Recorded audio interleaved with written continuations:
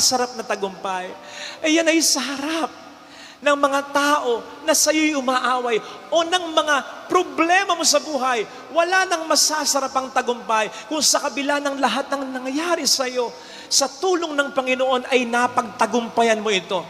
Take note, hindi sinasabi ng Salmo, kinakailangan mo nang wala ang kaaway. Kinakailangan mo nang walang problema sa buhay. And then God will prepare a table for us. No! Yes, may blessing kapag walang problema. Blessing yan. Pero wag natin kakalimutan that even in the midst of sufferings and problems, God can still and will still even more bless us.